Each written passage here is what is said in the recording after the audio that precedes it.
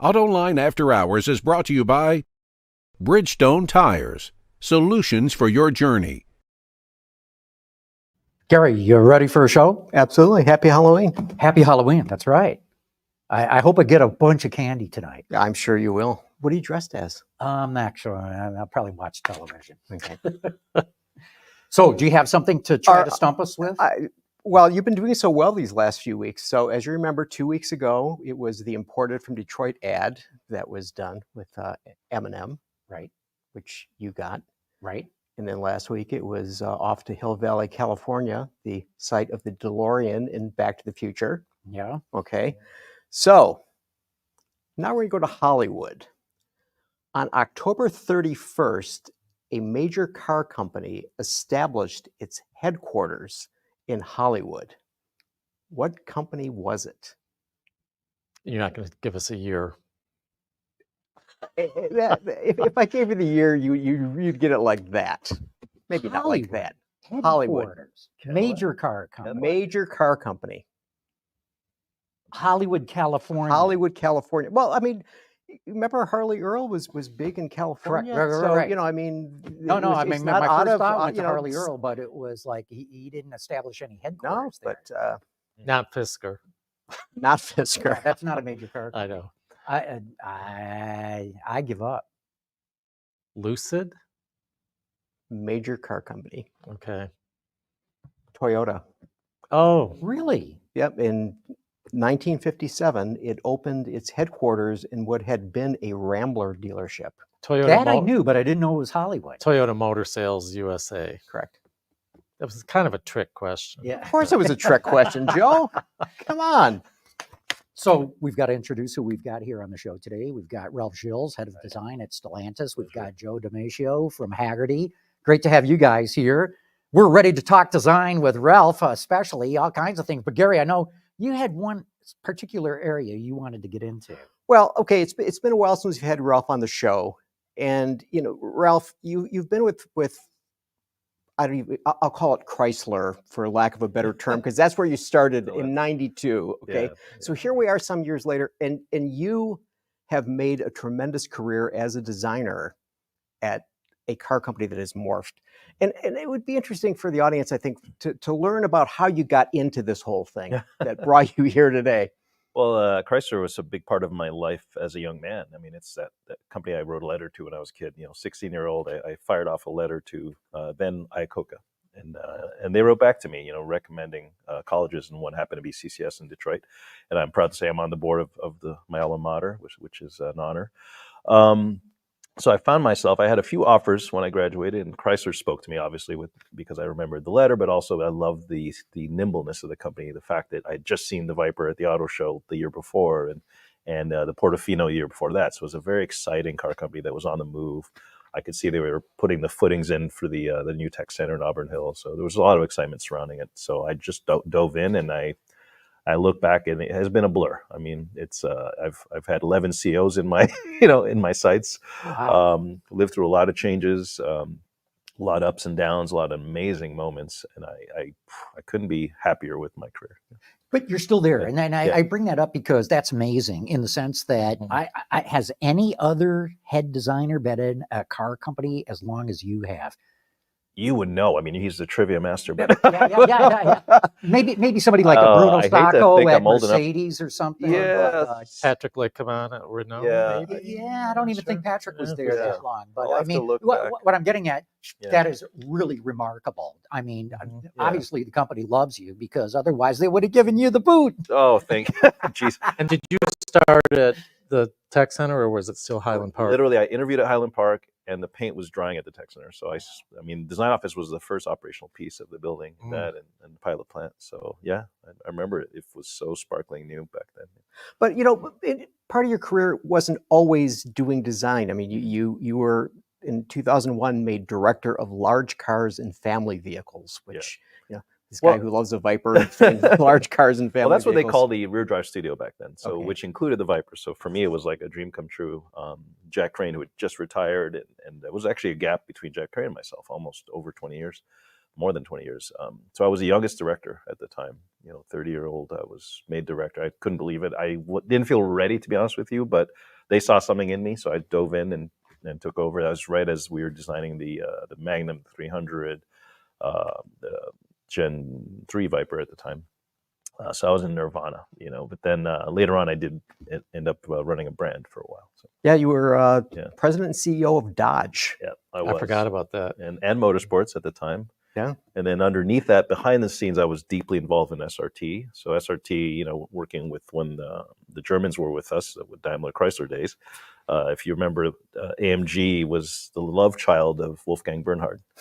So when he came, he was, we had SVE at the time, Specialty Vehicle Engineering, which was managing more or less just the Viper. And he loved that idea. So we started, trying to come up with something catchy, and SRT stuck after many different names that we floated internally. So it's sort of interesting to think about. So during these years, I mean, that, cars that we all still think about, like, the Crossfire came out when we were there, and the PT Cruiser, the original Pacifica 300M. I mean, so you were talking about the nimbleness. Yeah. So explain how all of these cool vehicles were to come out. A lot of those cars, when you say them, I get little smiles and I get palpitations because they all had a meaning. There was something behind those. And when I think about those cars, I think of the personalities, right? The people that push those forward. From this House Sperlichs right before I got there to, you still had the energy from Mr. Lutz there. You had Tom Gale's energy in the room. You had these people that wanted to do something different, right? We had something to prove. Chrysler was always the startup, and not startup mentality, but this kind of underdog mentality. So we always hated just doing another car. We had to do we used to call it segment busters or white space vehicles. PT Cruiser was exactly that. Why not? The Prowler, that was born when I was there. I was like, whoa, that thing came out of left field. That was Tom Gale's passion for hot rods manifested into a production car. I mean, just incredible stuff. And 300M, for an American car company, was very forward thinking, extra cab forward. I mean, the windshield was nearly Lamborghini fast, and then yet it was still functional. It had a very innovative powertrain layout. Also designed to be sold in Europe. Remember, it was Yes. a 3-meter car, and it had to be 3 meters. 5 meters. It was 5 meters. just So under it's- 5 meters. That was a magic. Right, yeah. because otherwise the taxes go crazy on them. Exactly. Even the engine displacement was under 3 liters. It was right at 3 liters, which was the magic literage back then. So a lot of those things, which make it exciting. We never knew what the guys were going to ask us to sketch on next. So it was that dynamic. We thought our leaders were just so inspiring to work for these guys. And we just loved it. And concept cars were just being made left and right. I mean, every year there would be at least three to five concepts, which I didn't understand the Pebble Beach thing, but most of them were made for Pebble Beach. We showed them at Detroit Motor Show, but then there was a whole other dynamic where these things took over the lawn at Pebble Beach for just decades. It was just amazing. Concepts have largely gone away. Not just at your company, but they're making a you comeback. don't see that, are they? Yeah, we just did our we just show them differently. They're not born at auto shows like they used to be, but they're shown on their own thing. Like we create shows around them or create videos for them, like the Chrysler Halcyon we did last year. So we are starting to, and the Europeans are still doing it with some of what they've done with the Peugeot brand and other things. So yeah, they're making a comeback. I figured they got the axe because they're expensive to do. Extremely. It's more so not so much a cost. I mean, they're between $1 million to $3 million. It's more the effort. You could be putting that effort to a real car, and if you look at production cars are getting much more, let's say, advanced anyway. So that same energy, why not direct it to the real deal? So. Right, but that always created desire in the public's mind. That's the one I want. You're right. I do miss them personally because that's why I'm in the industry. When I saw these cars, and I was so in love with. Even if in the back of your mind, it may never see the light of day, but the fact that the passion is right there in front of you. Well, you guys remember the Detroit show, and Chrysler would be Always just rolling out with the big concept part of the cars, and show. then the other guys are like, Oh, go to your unveils just Yeah. because they were shows. Yeah. It wasn't just here's a new one. It was theater. But there was method to the madness, right? So they were trying to show the potential of the company, right? Where we could go next. They were dreaming out loud.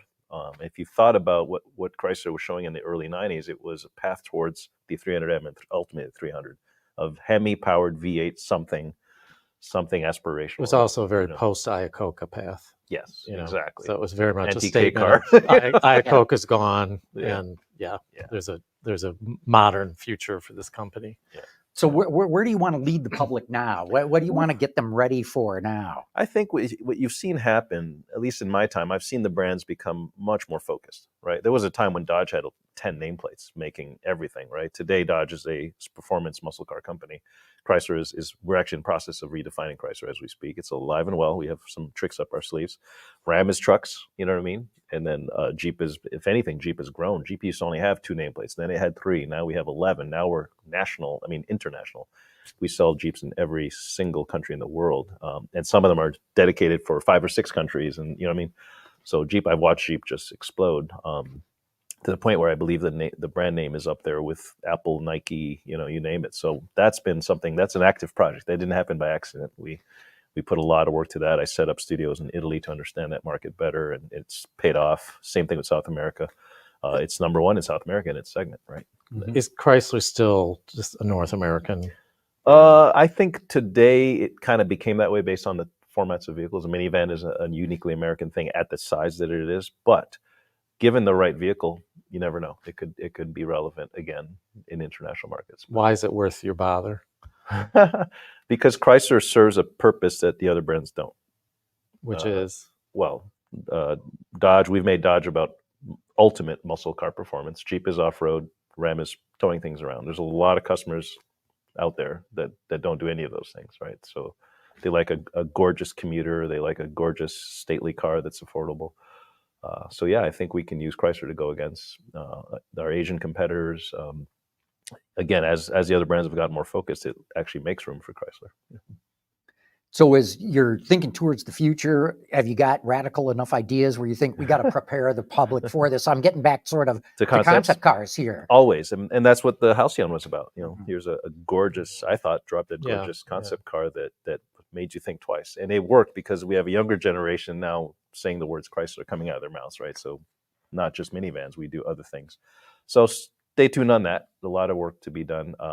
And what we're focused on now is we're launching so many types of vehicles, especially for Jeep, that the concepts are the production cars, really. We're focused on just getting those things launched and seeded, especially as we electrify. That's a whole different message. Speaking of electrify, what do you think when Scout announced last week that they're going to have a range extender? Like they had to pull back from all EV. Half the team is my team. Hi guys, it's Scout. Yeah, right. They came to Ralphie's graduate school. No, they're doing great work. I thought the car itself, the Rivian, are both ex FCA designers, Chrysler designers. That explains a lot. So they're very beautiful, I think. But the range extender is a technology that we've already have going. It'll be in the Ram here soon.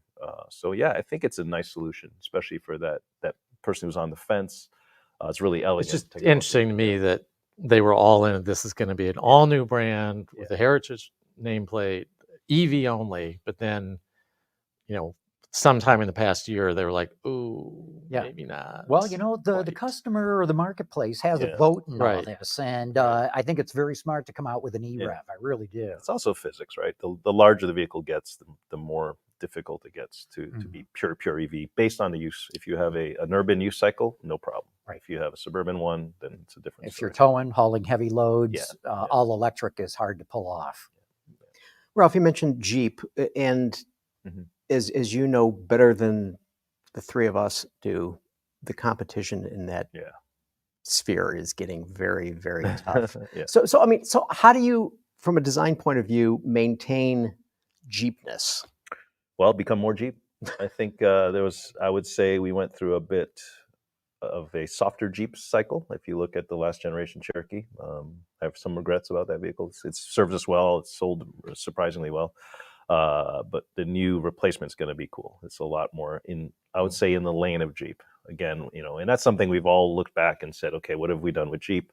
Let's double down on what Jeep is. As a lot of, I hate to call them posers, that's rude, but a lot of other brands have, let's say, borrowed from Jeep to look Jeepy.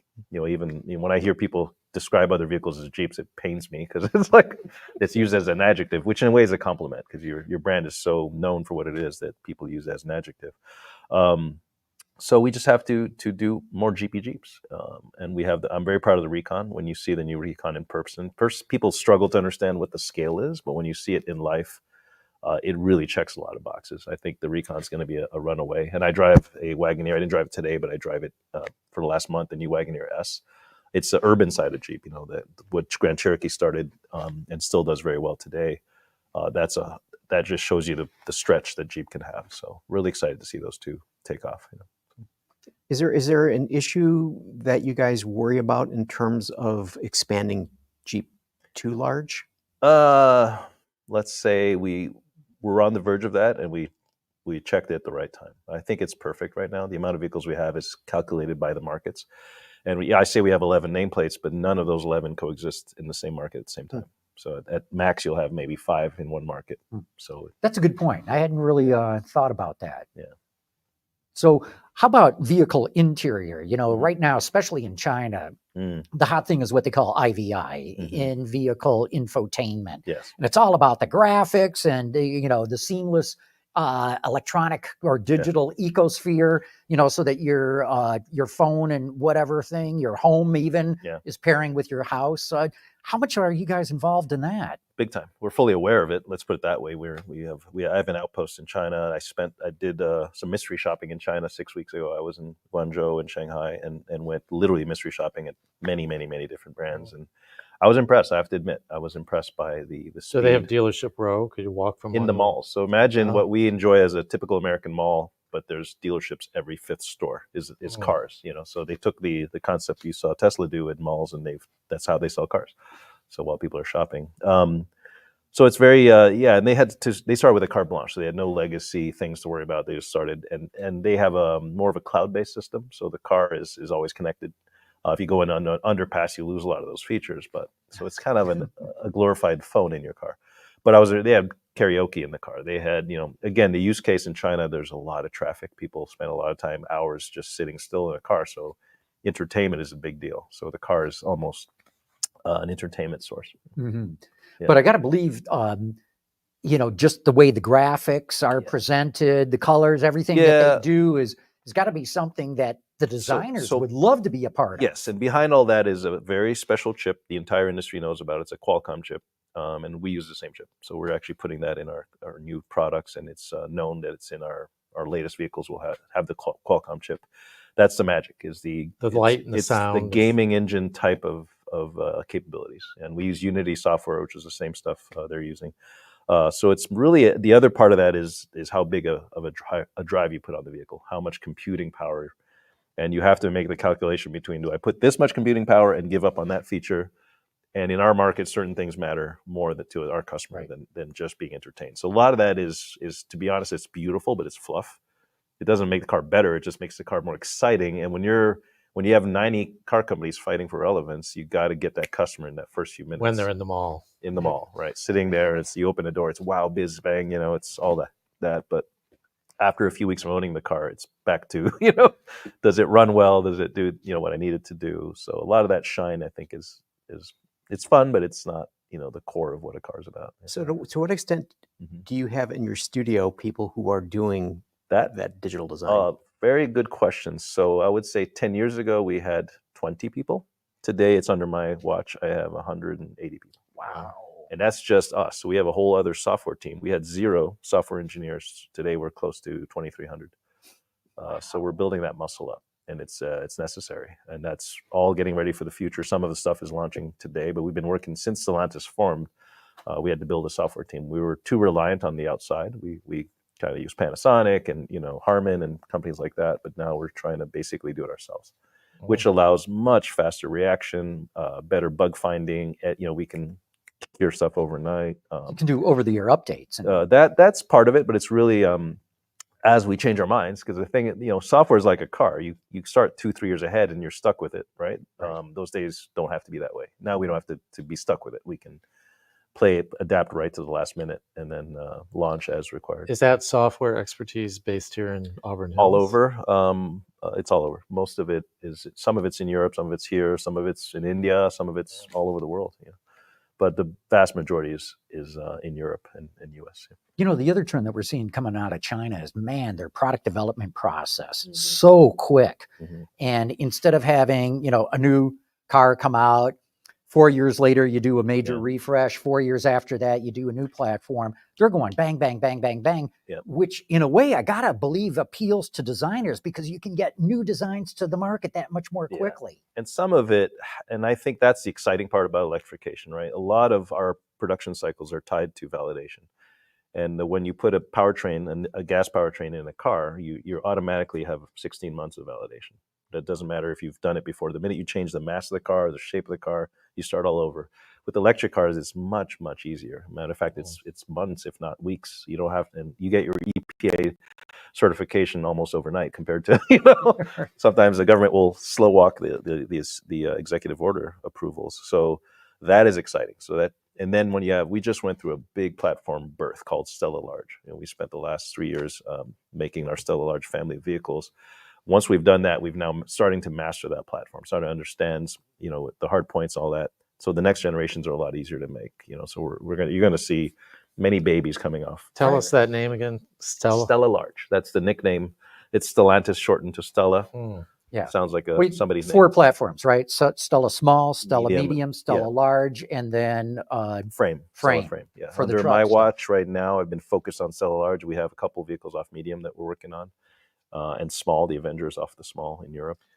So is the new Charger on Stella Large. Stella Large? Yeah. The Recon, the new Wagoneer S. The Charger looks fantastic. Yeah. I saw it. Yeah, I it saw it a does. week ago, and it was like, I'm going to sound damn, like a that's a good cocky car. bastard, but when I see that vehicle, because it's one thing to see it in the studios for all these last couple of years, but I was downtown at Greektown and I saw one rolling down this. I heard it before I saw it. So the Fratsonic was, Fratsonic was running. and I didn't know what it was. I had a Harley Davidson. I didn't know what I turned around, whipped around. Oh, it's a Charger. And my heart was like, yes, it's one of ours. And then the guy, I took my phone out to take a picture of a car I designed, or we designed, and the guy rolls back, he goes, go ahead, man. And he was a guy with a yellow jacket, one of our test drivers. Yeah. And he just waited there for me to take the picture. So so talk cool. to us about that car. Not yet. Yeah, I think so. A few weeks away. Yeah. So talk to us about what went into that. I mean, because you guys were really, it's Yeah. a big gamble for that vehicle, I think.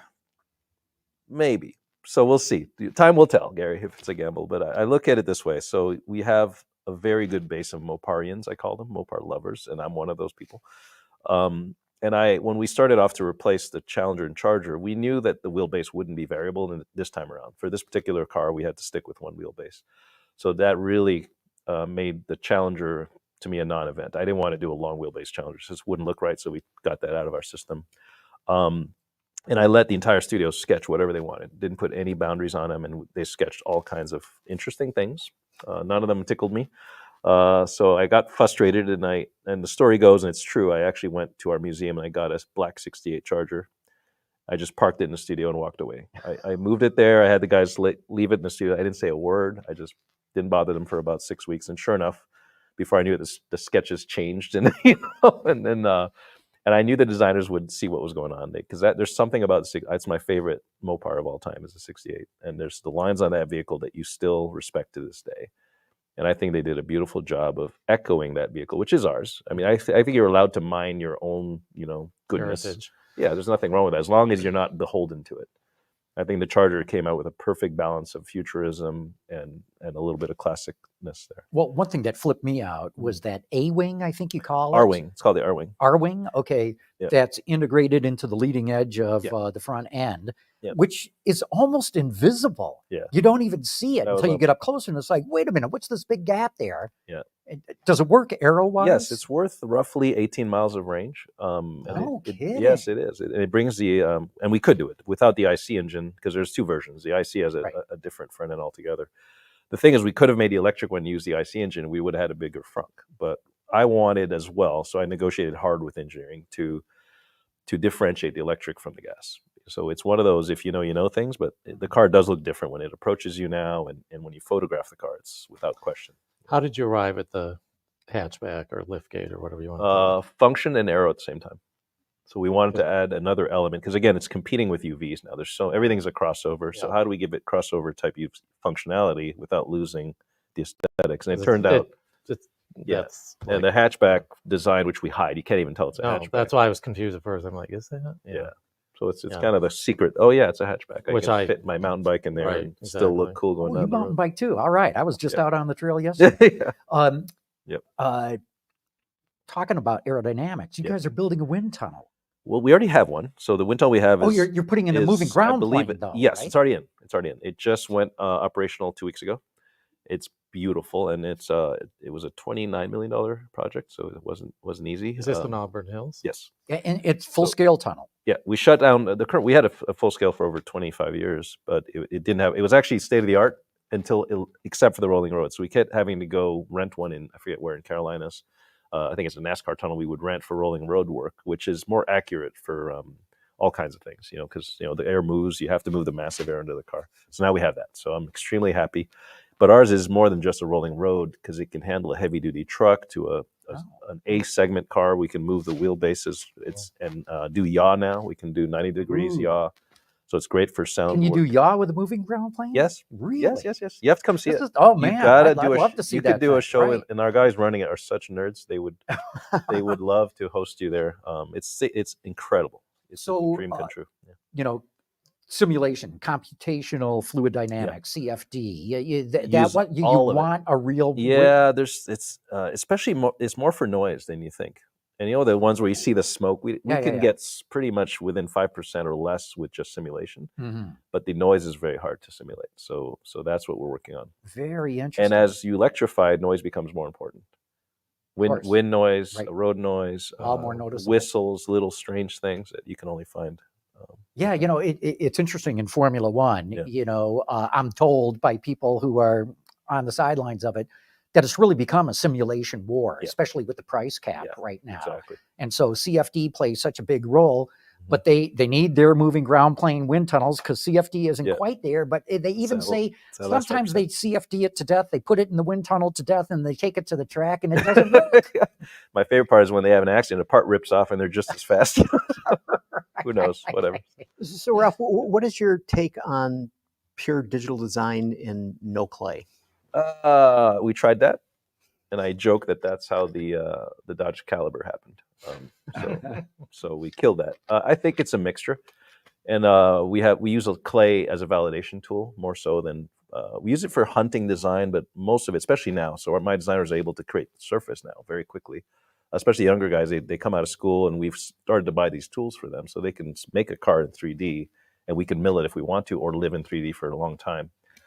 So these different 3D tools are just incredible now. And what I do now is virtual reviews. So we put these goggles on. We're all in a room looking like morons, but we're reviewing the car in space. Is the resolution good enough? Because some of the goggle stuff I've seen is. If you asked me that question last year, I would have said no. Oh, But as recently as 4 or 5 months ago, the quality's jumped.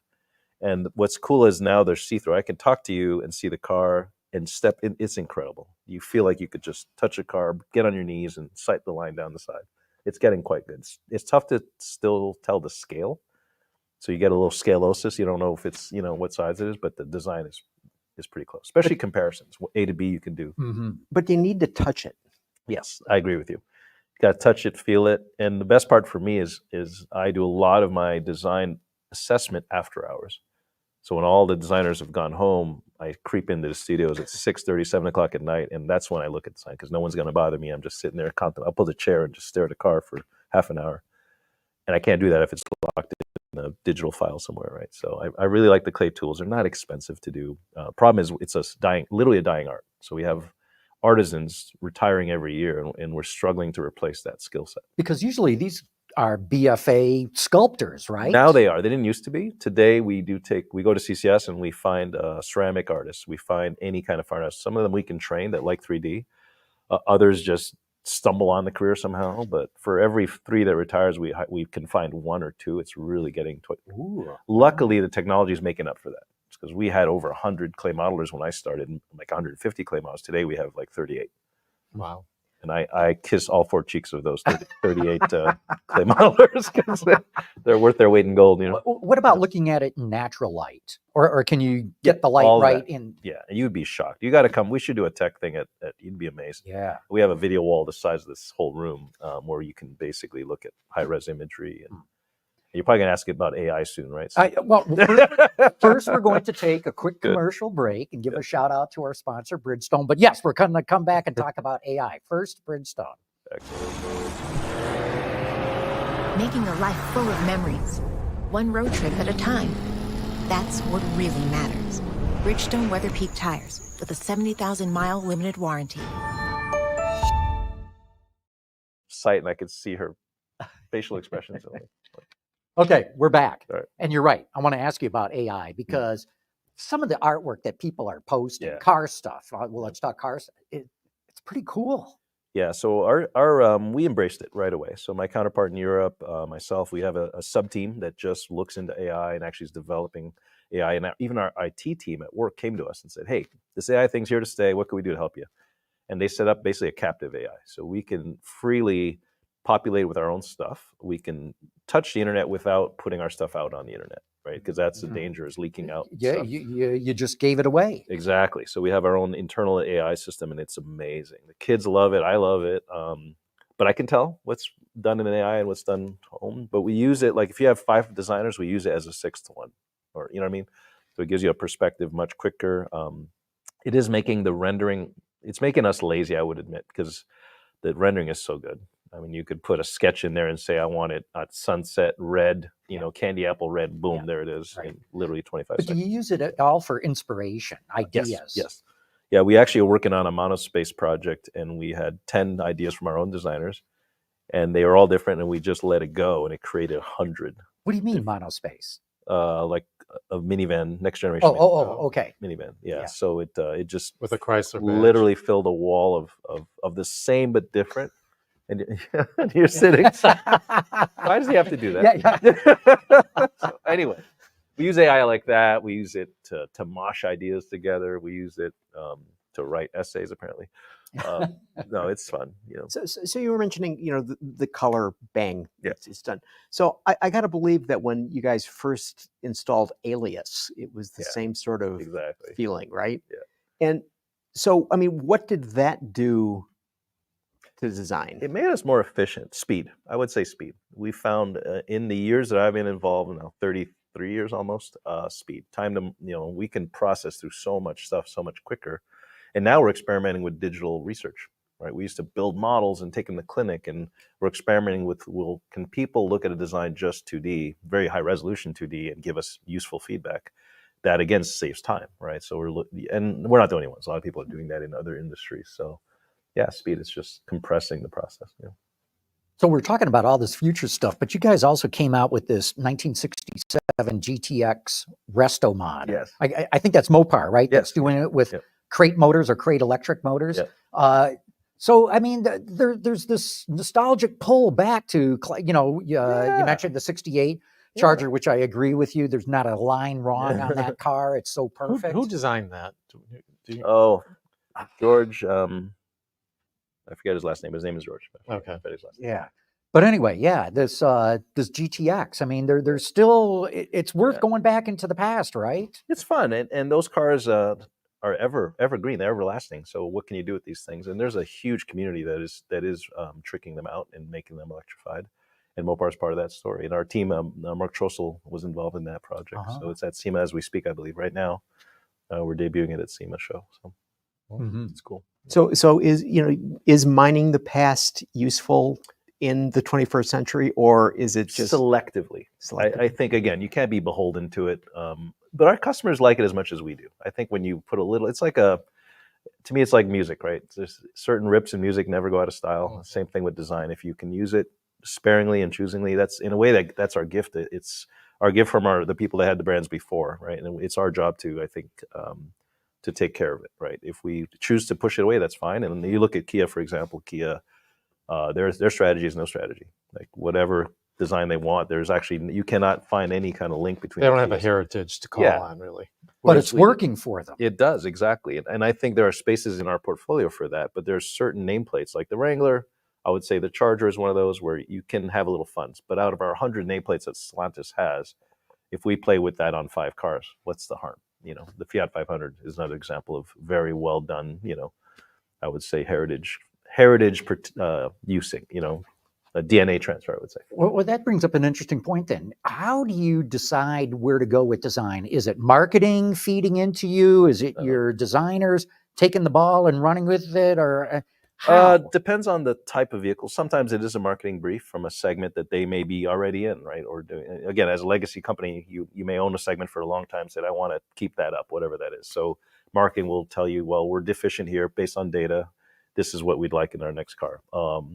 Sometimes it's literally opening it up to the studios and seeing, and now we have the luxury of having studios all over the world. Literally, I can have people in Italy sketching on a Ram truck if I want to, and I have done that, just to see what happens, and then we'll present. I always try to do the upstart design, right? Something you would never have expected. Put that in front of myself and the brands. Put, let's say, the evolutionary design, and then another revolutionary design, and look at them and say, okay. And usually we'll take them to clinic. Sometimes there's one that is so obviously the right one that everybody likes it, and we just go with it. But often not. We always have an upstart design in there. Mm-hmm. Clinics can be dangerous, though, Yes. too, right? Yeah, I hate them. I used to hate them. I still don't think we kind of push away from them, but there's always something valuable, but you can't, because you're automatically dealing in the past, right? If most consumers, especially our own consumers, don't want us to change anything. They tend to like what they have. That's right. But, in my experience, when a car comes out, if everybody's comfortable with it, it's not going to last very long. People should be a little bit uncomfortable. Yeah. Maybe it should take them a year or two to go, you know what? I really like that. That design grew on me. And I love that you said you like the Charger, but I got a lot of hate when I posted on my Instagram. A lot of people didn't like it and says, "Oh, what's this?" When I saw it in person, I was like, "Oh, dang, they got that right." Yeah, so I don't mind the criticism. Were you in that promotional video that Kuniskus did? Did you make an appearance? I don't know. There was a promotional video. It was like a whole shtick where they went back in time with the Dodge brothers. No, I wasn't. Okay, I didn't think you were, but Kuniskus was in it. Yeah. It had a million YouTube comments. Yeah. It was entertaining. It was entertaining. Yeah. But the energy, I love to watch that. I love to see the banter, because it's obviously they're intrigued by something. So to John's point, okay, when you guys design something, okay, you're given a brief, you design something, and then you take it back to marketing or engineering, and they push back. Or top management. I mean, how do you deal with that? Like I have for so long, I love it. I typically, if I don't agree with them, I tend to do a second model. I'll do the one that they, call it the Homer Simpson effect. If that's the car you really want, I'll do it for you. And then we do the one we believe in, let's say, and then we keep them alive and put them in front. And usually the right one tends to win. Or we use a clinic as a tiebreaker. But more often than not, luckily I have a good credibility in the company, so they tend to kind of believe me and work with me. And I do love because they are consumers too. So there's always something valid in their criticism. So I try to extract that and improve the design. Yeah. I'm a big believer that the auto industry is actually a fashion industry. I do. I think that more and more so. And more and more so, exactly, Joe, because, people love buying new cars. Mm-hmm. They really do. Mm-hmm. And when they buy a new car, they want everybody to know it's a new one. Exactly. And so you've got to give them something, even if it's an evolution of a design, like you said, it's been in the market, and those people that don't want anything changed. Yeah. Actually, you still got to change something. Yeah. And there's times I think about what would it have been like to be a designer in the 50s. I mean, they had new front ends every year. Right. You'd go down to the auto show, and there's the new front end on the 57, the 58, 50, you know what I mean? So there's something there. Will we get back to that? I don't know, because now it's more tech, right? We'll update the tech. It is, but you know what? They didn't do all new bodies, right? So, and I studied what Fisher Body did in the 1950s, and they'd come out with an all new design, and then the next year they would change the front end, and then the next year after that they would change the rear end, and then the next year after that they'd change the roof line, and then they'd do another car. So really, you had almost 4 years of the same basic car that was just. And it seems to me that could be done today. Yeah, we do it in 3-year cycles. We have MCAs, midlife cycles, but we tend to change the tech every year, because there's something, again, through feedback, through customer, and we can watch the customer now. The minute you buy the car, we can actually see what features people are using right away. Say, okay, they didn't touch that feature at all, so let's get rid of that and replace it. What's an example of a feature they didn't use? Oh my God. Right now they're not using the day mode. The white screen versus black. People tend to stay in the black screen, so we're going to sun down that probably over time. A lot of apps that we have on there that they don't use. I can't even begin to tell you. It's amazing. But that's the beauty of the digital stuff, right? You can tell what they're using or not. Yeah. So we'll do that. So Ralph, you mentioned you have studios all around the world, but if we think about vehicles coming out of Jeep or Ram, for sure. I mean, there's an American voice to these vehicles. Yeah. So How do you guys in design make it so that voice is retained going forward, even though they may be designed elsewhere? Wow. Well, I have a brand head. So, in the case of Ram, I have Mark Trossel. I have these guys that live, breathe, that's all they do. And they're the clearinghouse for, even if they get help from other studios around the world, it has to go through them, and they can tell. They know what makes a Ram a Ram. And they do spend time, before we give those sketch assignments, we have a bit of a seance with those designers and take them through, what is a Ram? We kind of educate them a little bit.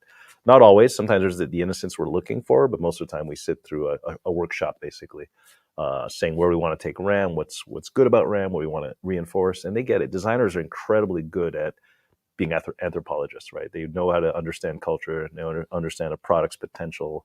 You'd be surprised. You can take a designer from anywhere in the world, brief them, and then they're going to pop out the right thing. How did it go with the Italians working on Ram? You mentioned that earlier. Quirky stuff. We didn't use on Jeep. We have used a lot of their ideas. On Ram, so far not, but it's just, I love they come at it a different way, especially with light signature and stuff like that. You mentioned that you've got a design studio in Shanghai, I think you said. Yeah. Mm-hmm. Are you working with Leap Motor? I can't say too much about that. Oh, okay. But yes, we are. Okay. Darn it.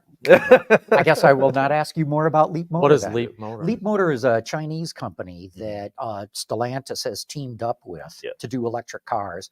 Because, look, the facts of the matter is that China's got the supply chain locked up for EVs. They've got a cost structure that nobody else in the world can match. So Carlos Tavares said, hey, look, if you can't lick them, join them. Yeah. And so Leap Motor will be building cars for export out of China to be sold by Stellantis, and at least right now manufactured in Europe for Stellantis. Yeah, we're helping them with distribution, and we have obviously a significant amount of shares in their company, and the rest is out of my wheelhouse. Yeah. Got it. When we talk about interiors, we've been talking a lot about the digital displays and so on. But I mean, people still sit in seats. There's still steering wheels, Correct. still an IP. I mean, what's going on in that space? Yeah, and there's still laws about there's impact laws. In the U.S. is the most stringent, right? We have to have knee blockers, and you have to test unbelted. That's the biggest thing people don't understand. So the U.S. market, you have to test without seatbelts at up to 35 miles per hour, I believe. Where in every other country in the world, you're allowed to use seatbelts. So in a European-only car, you don't need knee blockers because theoretically your body would never touch the instrument panel. So that's a big thing. So that does kind of pre-describe. And then you have digits and people, how do you control the car?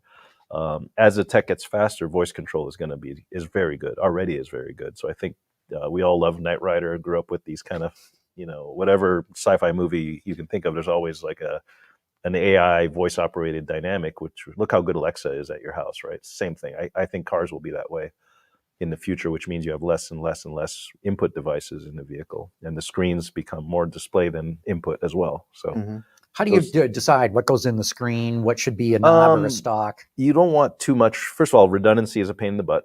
Sometimes even we're guilty of it. You can have 4 different ways to do the volume in your car, right? Whether steering wheel, knobs, screen, whatever, or even voice. So we got to get down to a simple input device. But the biggest challenge is layers. You want to avoid layers. That's why screens tend to be so large. So you can show multiple things on a screen versus if you had a small screen, you have to page through it. Right. So that's why screens tend to be 14, 12 or more inches nowadays. Even 10 is a small screen today, So I think that's here to stay. It's not as aesthetically pleasing. I think over time we're seeing, hey, could you just use a heads-up display and smaller screens? And there's going to be times when we push against that technology, just like everything else, a bit like fashion, like you said. You go, everybody's doing screens, and then one day nobody does screens, and it's like maybe that's the coolest thing. So you can card just voice control, and that's it. So we'll see. But we're looking at all of the above. I mean, I was in a Ram Tungsten recently, and I was just like awestruck, like Jesus. I mean, it's just like this was the room of someone's house. I mean. And I just wonder, what sort of thinking goes on for you guys? Well, the Tungsten is a unique, that's the pinnacle for a reason, right? It's the ultimate, it has everything, but you can go to different Rams and not have a lot of that stuff. So luckily in a vehicle like the Ram, we can cover 10 different customer types with totally different configurations of the same product. But I don't think everybody wants that. It can be overwhelming, it's impressive, but it's overwhelming. So maybe we peaked in a way. Maybe that's the pinnacle of that type of thing. And as these technologies cross over, you have, let's say, the older tech merging with the new tech. Eventually, you fade out the old stuff, and and go a new way. So I think we're in the middle of those crossroads, if I would put it that way. Yeah. How far do you want to push design? Well, I guess what I'm sort of sneaking in here is, what was your reaction to the Tesla Robovan? It's cool. I thought so. I thought it's bigger than you think, though. It's large, gigantic. It's a 20-person yeah, vehicle. exactly. But it could be, shrunk down, and it doesn't have to be that. Especially if you look at most of those autonomous vehicles, they don't spend any time on the freeway. They're all city based. So aerodynamics is not so critical if it's sub 55 miles an hour. So you can start having fun with shapes. So I think there is going to be a commercial side of autonomy that is very intriguing in terms of if a vehicle isn't owned by an individual, is style that important, right? If it's a service vehicle, it has to look cool, but not necessarily be. I know, but that thing I think looks cool. I mean, if I were to, but a different kind of cool.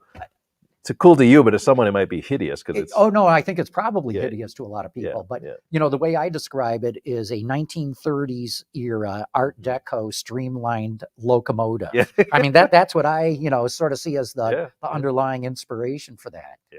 So. But I think even if, at least certainly with upscale customers, when you go to an event, you want to emerge from something impressive.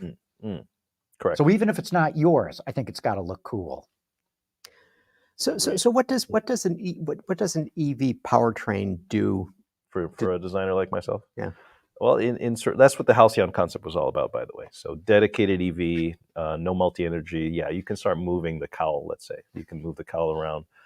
Cooling, like we did on the Charger, the cooling device is quite small. So we got rid of that. It took advantage of not having to have a big radiator anymore. That's just the beginning of it, clearly. So the more and more, but you get to 2030 and you start having maybe exclusive platforms that just are EV. In our case, we have multi-energy for many good business reasons and good practical reasons. And actually, the way the market is, it's about right today, right? So as we go forward, we're always fantasizing. If you look at our concept work, you'll see many examples of us toying around with that exact idea, moving and a lot of these electric cars can be rear drive because the cars are so heavy now that traction is not an issue anymore. You can use rear drive quite safely again, so there's that, which really frees up the front of the vehicle. So stay tuned, But the downside, I would say the electrified cars, they tend to be a little taller because the batteries, the thinnest battery out there is about 100 millimeters. Talk about that, because making a car electric can really affect the proportions on it. You've got, like you said, battery in the floor. Yeah. Okay, so either people in the rear seat are sitting on their tailbone, or you got to raise the roof, but you don't want to raise the roof. And then you want a really fast windshield, so you got to move the people back, and you want a fast backlight, so you want to move them forward, but you want to have luggage space too. And tell me about some of the challenges. You should do introductory design training at CCS. Yeah, you just described my brain every morning when I walk into studios. But the Charger, I would go back to the Charger, the new Charger, as being a result of a lot of good work from a lot of good people, right? Because when we first got the package, the Charger was going to be 3 inches taller than today's car. Mm-hmm. Today, it's 8 millimeters taller. And it has a battery under there, and you can't tell. When you get in the car, you're just as comfortable. It's roomier than ever. So we managed to hide that vertical height in the design, and also in the packaging, in the seat design, the floor design. So that took a lot of coordination, a lot of hours to find every last millimeter and make it robust. We have skid plates under there, so so it doesn't foul if it hits something. So a lot more mitigation than our competitors do because the car is so low. So there's a lot of that going on. So it's a different kind of challenge. We love it though. It's part of the excitement. But EVs, am I right? They tend to have longer wheelbases to try to accommodate all this. Yeah, if you get once you get above 90 kilowatt hours, you got a space. You need space, right? And people don't realize that. So they're not stacked. No, they're usually I call it the mattress, the thin mattress. That's what the batteries look like. But they also need a little crush space for side impact, all that stuff. So, and cooling. People don't realize batteries have to be cooled, constantly cooled, or heated. So there's that's all kinds of stuff going on. In fact, I've been told by the guys who do all the plumbing for ICE vehicles, there's actually more tubes and wire or hoses in an electric car than there is in an ICE car. Yeah, especially if you want to do a good job. You can do it just with heat sink, transfer that way. But the better way is, I think, the way our team is doing it with cooling. And even the motors, our EDMs on the Charger are cooled as well, cooled and heated. So you got a lot of ideal temperature management going on. So in the Charger packaging, when you have the gasoline engine. What are you doing with all that space that had been batteries? Was it? I think the mice are going to hang out in there. So it's like a crawl space in an old home or something. So what are you finding as you guys talk to younger generations about vehicle design? What are they interested in? What do you they're not monolithic. There's some that are nostalgic. Just they look at the past with envy, and they love. Actually, they're the ones who like the Charger more. You believe it or not, they love that there's something. Just like vinyl records are back in fashion again, right? There's something about the nostalgia. Like then you have the innocents that didn't really give it a thought till now, so they don't really know what they like or don't like. And then you have the futurists that are kind of anything goes. And I love those kids because those are ones I tend to see in colleges. When I go shopping at colleges, it's incredible. They're so inspired by drones, for example. I've seen more drone vehicles than cars, like cars that don't even have tires anymore. They have propellers instead of tires. Or one guy showed me a nuclear reactor drone thing that has lasers levitating it. I'm like, sure. So, where do you recruit? I mean, CCS, Art Center, Forsheim in Europe. There's a school in Italy, Design School of Turin. I mean, all over. But the most common one would be CCS, my alma mater, and then Art Center. And Art Academy. I give Art Academy a shout out. We've had some good designers come from there. The place in San Francisco. But to be honest, the thing I should talk about is that design is not just car designers anymore. So my office, the complexion of my office is now UX designers, which I get from the gaming industry, from Carnegie Mellon, for example. Never used to go there for recruiting. Now I'm going there as much as I can. I've got quite a few Carnegie Mellon grads. The designers that we're taking from product design, we're putting in interiors. Before it was always a car designer, an exterior guy. We had to force them to do interiors. And to be honest, our interiors sucked for a lot of years because of that. So now we have product-minded designers that do a better job. So the complexion of our design staff is completely different than it was even 10 years ago. So what's the culture like within that? I mean, you've got these disparate people. Well, I forced them to coexist. COVID wasn't wonderful. We hired a lot of designers during that time, but by doing yesterday, we had we were talking about before we got on camera here, our Spooktacular event. So we had a costume competition in our dome. We have this giant dome, and we use it every year, 4th year running now. So we do events like that. We had a picnic, and we do off things that have nothing to do with designing cars, to get people to become human, to exchange ideas, to just be themselves.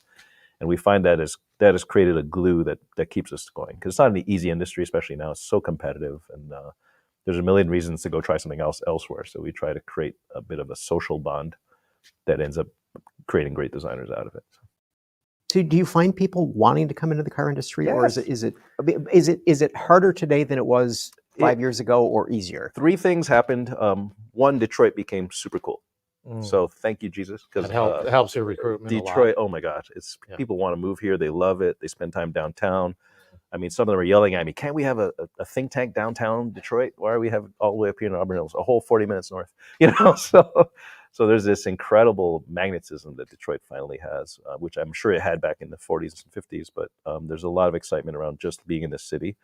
2, it's gotten so tech forward. There's so much tech in the car itself that we're attracting no problem people from the tech industry. And there's a few people during COVID that we were able to hire where they were. So they could work wherever they were in the world, they could work without having to move here. So that we still have a fraction of those people still. It's more so in our software side, in our UX side. And the third is the magic is back. There's something about, people say kids don't like cars. That's a bunch of hucky. They love cars. They may choose to get into cars later in life or whatever it is, or they're practical. If they live in a city, who needs a car? But if they don't, the car makes a lot of sense. So we're finding that there's plenty of attraction for the industry. And on our side of things at Hagerty, we've done a lot of research, and Gen Z is actually interested in classic cars, and as well as new cars. So, there's a lot of... We've talked about it on the show before, but, I was at the Dream Cruise here in Detroit in August. And I thought the Dream Cruise was going to die out, that it was a boomer thing. And once the boomers were gone, that was the end of the Dream Cruise. No, the boomers were in a distinct minority. Yes. And so it was teenagers, 20s and 30 somethings, very diverse, ethnically diverse. It was, so to your point, Joe. At Redwood. Yeah. Redwood's that just too. a phenomenon, right? All these young kids. And we just finished, we do a thing at Hagerty called our bull market list, where we assemble a list about 10 cars that we think are poised to go up in value, not so much so that you can make money on collector cars, but as like a way to get into the hobby and enjoy a car and like kind of probably get your money out of it if you decide to sell it. But anyway, we just did our 8th annual, and it's going to debut on December 9th. And we gather all the cars at Lime Rock Racetrack in Connecticut because it's a good place. We can draw on owners in the New York metro area. And a lot of our owners this year were young, a lot of non-gray haired owners, like a surprising number of younger owners. And that was partly reflected in some of the cars we chose, which are ones that appeal to Gen Z. There might be a car that you have some history with in our list this year, et cetera. But yeah, it was cool to see all the young people there. And I love seeing all the influencer content. They'll find an older car that we've forgotten about, and they'll discover it as if it's brand new again. And then it just creates this fanfare around it. So the auto industry is alive and well in terms of what you guys need to develop the next generation. Yeah, there's so much more dimension to it. It's a challenge as well, right? Reinventing, modifying getting the cars to be relevant for the 2030s, making them more efficient, more tech forward, all that stuff. So. You're the one who brought up drones too. I mean, Stellantis is a big shareholder or investor, I should say, in Joby Aviation. Yeah. Your design staff doing anything on drones? We have consulted them, and we're watching that space extremely closely. The eVTOL, she's taking flight now. They've had their first trials this year. So yeah, watching that space. I think it's here to stay. I think the drone thing is so elegant way to travel, or for short, that last mile, but in the air. Right. Makes a lot of sense. Especially in high congestion areas. I think it'll catch on as soon as it's available. Yeah, Archer is the company that we're... Archer. Yeah. Joby is another one. Yeah. Right. Archer Sorry Aviation. It's the Toyota one. That's right. This is the flying car thing. Well, I don't want to call them flying it's a cars, plane. but It's a they're plane. not. They're It's a passenger drones. Yeah, vertical But takeoff. colloquially, VTOLs. they're not. Yeah, But the big thing is that they're electric powered, right? Correct. So That's they're right. extremely efficient, especially for that use case. Right? yeah, no, exactly right. And Hyundai's into it, Honda's into it, and Mercedes is into it. It's interesting to me how many car companies are focused on that space. Well, let's go. Okay, Joe's tried to pull some info out of you. I'm going to, because we're getting down to the end here. What about another Viper? I knew that was going to... You promised they wouldn't talk to me. I have that same dream. That's probably the number one question I get anytime I go to any auto thing whatsoever. I get that question a lot. It's not my choice. I will sketch Vipers till the cows come home. I love the idea of that vehicle. Hard to do a business case, though, probably. But think about what the Viper was when it came out, right? It was an incredibly interesting thing. It was cool looking. It was fast for the times. It was really quick. It was attainable. Now it became less attainable as time went on, just like a lot of supercars. So that formula, I believe, will always work. So attractive, cool, fundamentally exhilarating, but attainable. Mm-hmm. So I would say we're working very hard on something to crack that particular code. Maybe it'll be a Chrysler. So we're not going to get it out. Wasn't the attainability because you guys went to the parts bin and used a lot of stuff that was there? Exactly. So now imagine the parts bin we have at Stellantis. Mm-hmm. We have one of the biggest parts bins in the world. Yes. So I'm rummaging around in this parts bin and Yeah. finding some really in cool Maranello. places. So what about, when you guys do the Jeep Easter Safari, there's always amazing vehicles that are developed there. And my sense of those things is that these are machines. These are more mechanical things. I mean, does that have a future? Yes. And we are going to never stop doing that as long as I'm around, and our new head of Jeep loves it. So it's here to stay. And that's our dreaming out loud part of our business. We put those out there. They're passion projects, internal passion projects, but they have a lot of relevance. Sometimes in plain sight, we're hiding our future intent, we're hiding colors, we're hiding details, but we're also showing off our passion, right? So we're going to double down on that going forward. Well, good. That's probably a great note to end the show on. We're wrapping it up here at the top of the hour. But Ralph, awesome to have you back on the show. Great really honor good. to be here. So thanks. And Joe, great having you here. Great as to well. be back. And Gary, particularly with Ralph. Yeah. And then we'll do another show. We'll do it next week. Yeah. Want to thank all of you for having tuned in. AutoLine After Hours is brought to you by Bridgestone Tires, solutions for your journey.